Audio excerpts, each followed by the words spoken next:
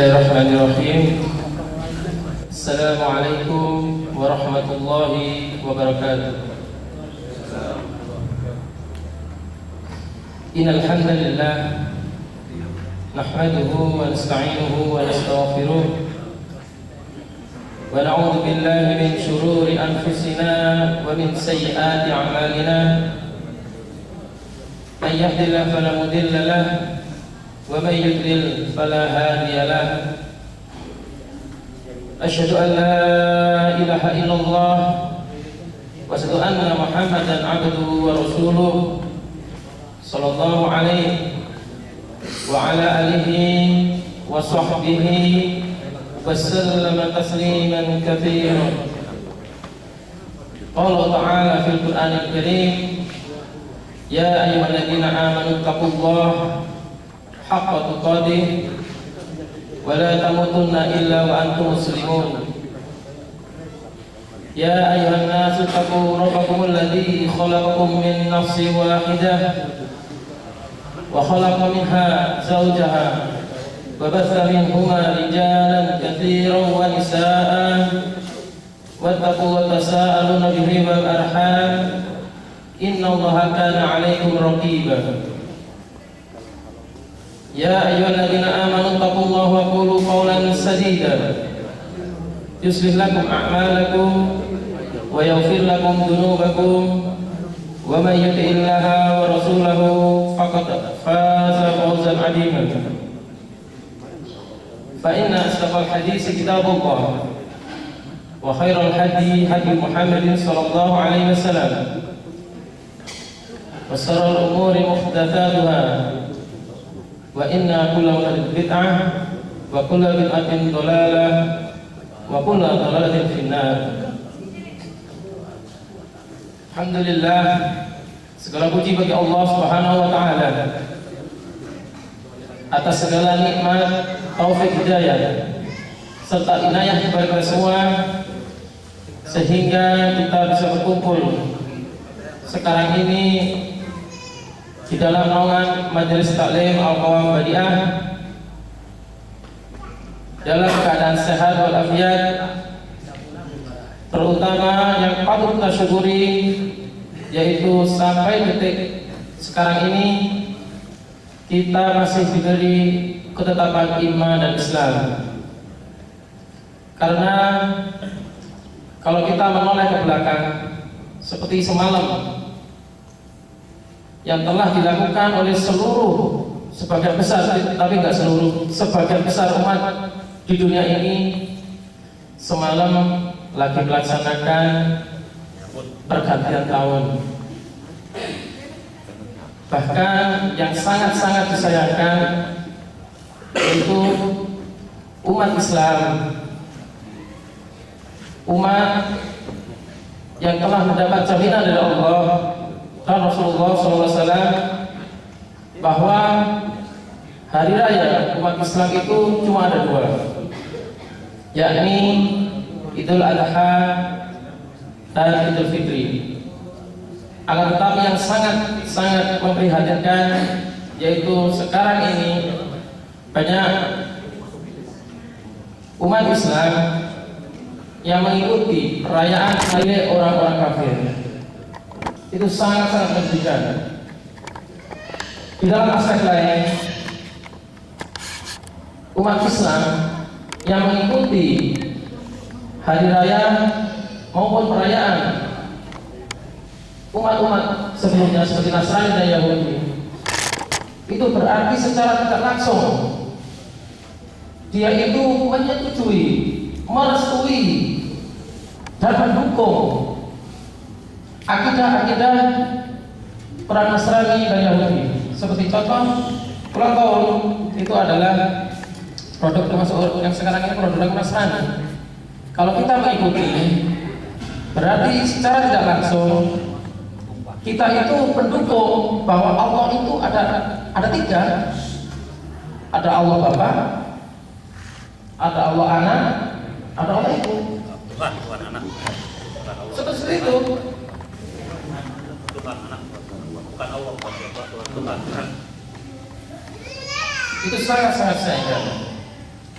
Dan kedua kalinya, semoga salawat serta salam semoga tetap tercurah pada tauladan kita Rasulullah Muhammad SAW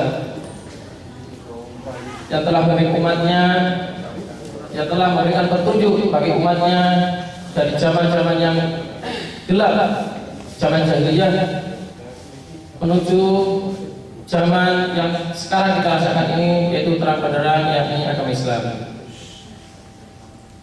Ikhwan, ikhwati rahimakumullah. Sebelumnya saya menyampaikan sedikit kultum. Saya ingin mengucapkan jazakumullah khair yang pertama kepada Ustaz Nur Hasan sebagai pemimpin dari Majelis Taklim Al-Qawam. Demikian juga untuk semuanya pengurus yang telah memberikan saya waktu maupun tempat di kesempatan pada pagi hari ini untuk acara saya, yaitu akikah anak saya ketiga.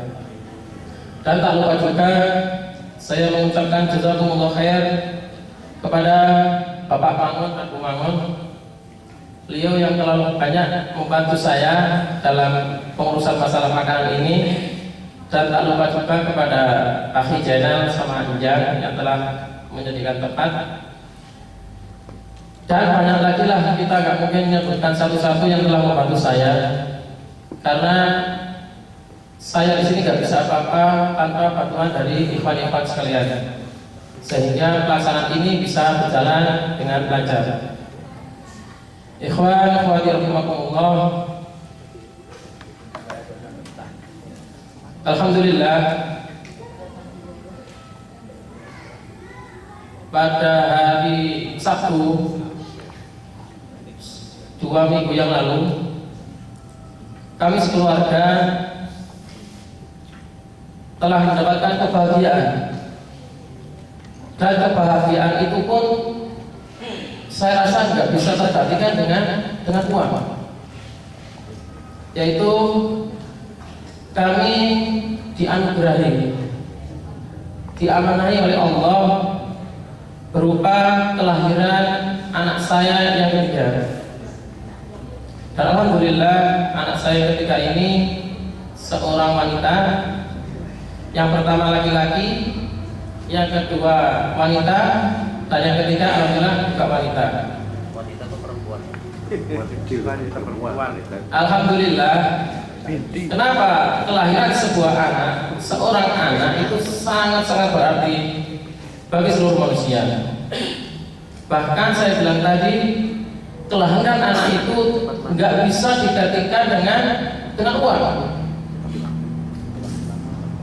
Contoh lah, sekarang ini kita mempunyai anak, melahirkan anak, pasti kita membutuhkan uang untuk ke dokter, untuk biaya. Biaya berapapun sama orang tua pasti dikeluarkan, berapapun itu.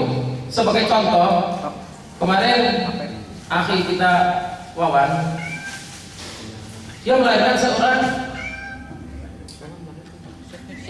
istrinya melahirkan seorang anak perempuan.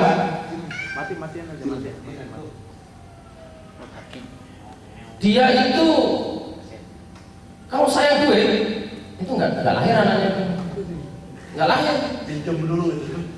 Karena apa? Istri dia itu lahir secara operasi sesar.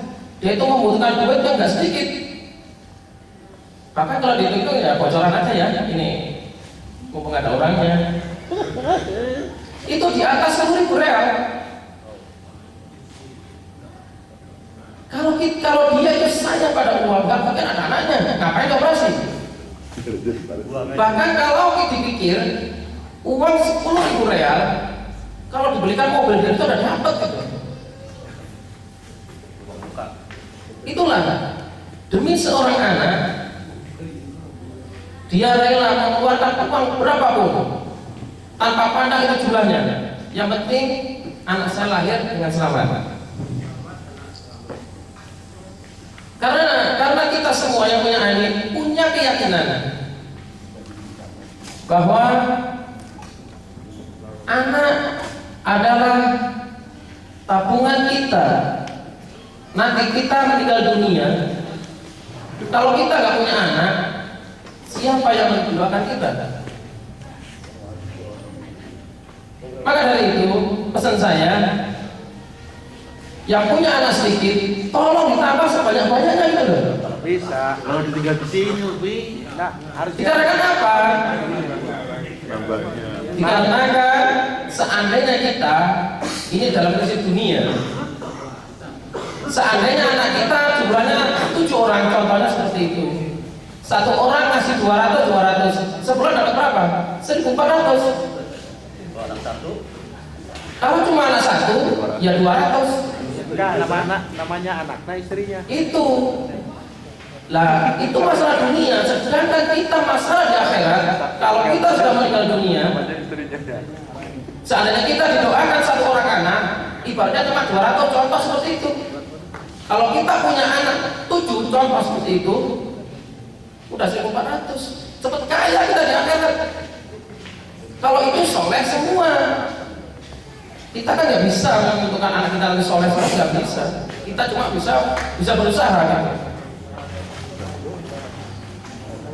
Ikhwan rahimakumullah.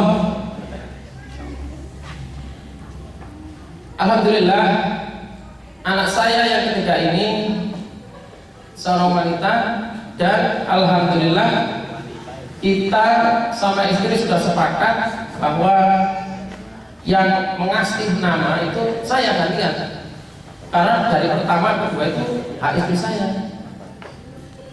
Jadi yang ketiga ini namanya kita udah pilih, kita udah seleksi sebanyak-banyak mungkin.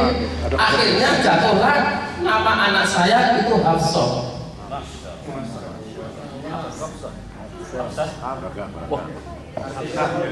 Kamsa. Bukan Hafsah, Hafsah. Baik, balik bilang Kamsa. Kenapa saya itu memilih anak saya namanya Hafsah? Itu banyak pertimbangan dari saya sendiri. Apa arti nama Hafsah itu? Karena nama anak itu termasuk doa di situ. Bukan kita ingin terkenal, bukan. Kalau ini terkenal tanpa kita memandang sesi agama, udah kasih aja nama Fir'aun. Itu udah terkenal kalau cuma ini terkenal.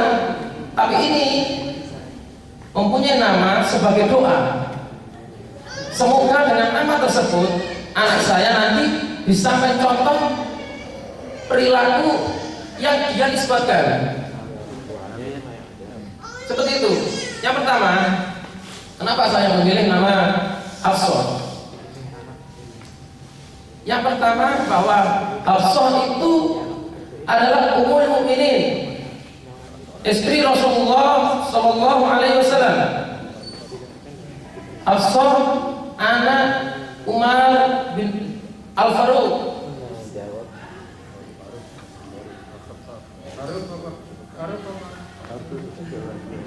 Al-Faruq, dia pembeda, bisa membedakan antara hak dan batil. Itu Al-Faruq. Dan kita ingin anak saya nanti kalau udah gede bisa mempelajari bagaimana kisah-kisah Hafsah dulu. Sebelum dia masih kecil, sudah gede, gitu kan, sampai udah nikah, udah berjanda, nikah lagi sama Rasulullah, dia dipelajari. Dan yang penting bagi saya, semoga anak saya bukan ingin dijadikan istri seorang nabi lagi, enggak gitu, meneladani. Karena istri nabi di dunia itu adalah istri nabi di akhirat. Berarti semuanya istri nabi itu pasti masuk surga.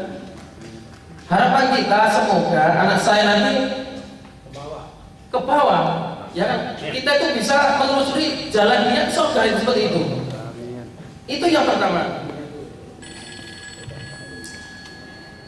Dan yang kedua, kenapa anak saya berikan nama Hafsah? Dikarenakan adalah Hafsah adalah Ummul Mukminin yang dipilih di antara istri Rasulullah itu untuk menyimpan Al-Quran. Istri Rasulullah itu ada berapa? 9. Itu yang dipilih salah satu cuma Hafsah untuk menjaga Al-Quran. Pertama, Al-Quran dibukukan di zaman Abu Bakar. Padahal Abu Bakar sebelumnya dia nggak setuju saran Umar karena takutnya apa? Membukukan Al-Quran itu belum pernah dicontohkan oleh Rasulullah. Dia takut mengada-ngadakan dalam hal baru dalam agama. Akan tetapi pertimbangan Umar bin Khattab, kita wajib membukukan Al-Quran dikarenakan apa? Penghafal Al-Quran di saat itu banyak yang gugur di medan jihad. Karena kalau tidak dibukukan, akhirnya Al-Quran akan lenyap di muka bumi. Kalau semuanya penghafal sudah meninggal dunia. Akhirnya dibukukan di zaman Abu Bakar, terus dilanjutkan ke Umar. Akhirnya di Umar itu diberikan kepada anaknya Hafsah. Bahkan di zaman Khalifah Utsman bin Affan, sebelum Al-Quran dibukukan jadi satu dengan logat Quraisy, itu pinjam dulu Al-Quran dari Ummul Mukminin Hafsah. Itu yang nomor 2. Untuk yang nomor 3, Hafsah itu adalah seorang yang rajin belajar, rajin menulis, rajin qiyamul, dan rajin puasa. Saya berharap semoga anak saya nanti bisa seperti dia. Bahkan banyak riwayat, banyak sahabat yang dalam hal fikih itu kembali kepada Hafsah. Pertanyaan, bahkan yang paling terkenal riwayat Hafsah adalah pemerintahan Umar bin Khattab. Umar bin Khattab sewaktu beliau menjadi khalifah, dia itu semua waktunya untuk umat, bukan untuk keluarga. Pagi jadi siang, siang jadi pagi, seperti itu. Bahkan kalau malam dia tuh keliling-keliling ke orang fakir miskin, ke janda-janda tua ya, bukan janda muda, janda tua, keliling-keliling tiap hari untuk mendengar keluh kesah dari rakyatnya. Dan pada suatu hari, sewaktu beliau keliling tengah malam, terdengarlah dari sebuah rumah, dia itu merasa sedih banget. Bahkan dia bisa bersyair. Dia berkata, alangkah celakanya umat. Kenapa celaka? Umat itu nggak memikirkan rakyatnya. Akhirnya dia bersenandung syair. Beliau bilang ini, seandainya saya tidak takut kepada Allah, maka detik ini ranjang ini pasti bergoyang. Itu perkataan seorang wanita tadi. Maksudnya dari si wanita tadi itu adalah dia itu mempunyai suami, akan tetapi suaminya sama Umar ditugaskan berjihad untuk menyebarkan Islam di luar tanpa lama kembalinya. Yang dimaksud di sini adalah seandainya saya tidak takut kepada Allah, pasti saya itu akan berzina dengan orang lain. Akhirnya ucapan itu terdengar sama Umar. Umar akhirnya larinya bagaimana? Lari ke Hafsah, ke anaknya. Dia itu bertanya pada Hafsah, ya Hafsah, seorang wanita itu kuat ditinggal suami itu berapa bulan? Renungkan saja sendiri ini ya. Gambar di kehidupan saya. Seorang wanita itu kuat ditinggal suaminya, ada yang bilang 4 bulan dan ada yang mengatakan 6 bulan. 2 tahun. 2 tahun itu kontrak majikan. Ini tuh maksudnya dalam artian apa? Seorang wanita maupun laki-laki ya, Itu lain dengan bujangan. Bujangan pelantau 2 tahun nggak apa-apa. Nah kalau punya suami, punya kekuatan seorang perempuan itu, kata Hafsah, seorang yang telah dijamin surga, seorang sahabiah, Ummul Mukminin, itu amanah dia. Dia mengatakan bahwa kekuatan seorang perempuan itu bisa menahan gituan itu 4 bulan. Maka ini untuk pelajaran kita semua. Di samping kita sini berdoa, ngirim duit, jangan lupa perhatikan istri kita. Kita nggak perlu berdiam kan, kita cuma berdoa aja. Itu makanya setelah habis kontrak jangan diperpanjang lagi. Pulang cepat. Pulang lagi gitu. Baru pergi lagi ke sini. Ya jangan terus-terusan gitu, kasihan dia gitu loh. Kalau kita menilai pada riwayat Hafsah, itu kita tuh hati kita bisa bergetar gitu loh. Dia tuh karena dia sahabat ya, nggak mungkin dia itu bohong. Makanya dia itu waktu ditanya sama Umar, dia itu malu. Ditanya sama bapaknya itu malu. Karena apa? Dia itu masa saya itu mau jujur sama bapak saya. Padahal Umar bilang gimana? Ya Hafsah, kamu jangan malu mengucapkan jawaban ini. Ini untuk agama. Itulah riwayat Hafsah yang sangat terkenal. Ya berhubung waktunya udah menunjukkan jam 10, bahkan Ustaz Rasa juga udah datang. Ya kami akhiri sekian saja. Dan kami mohon doanya semoga kelak anak saya bisa mencontoh dari sahabiah ataupun Ummul Mukminin Hafsah, dan semoga kami sebagai orang tuanya bisa mendidik beliau di jalan Allah hingga akhir hayat kita nanti. Ihdinas siratal mustaqim. Wassalamualaikum warahmatullahi wabarakatuh.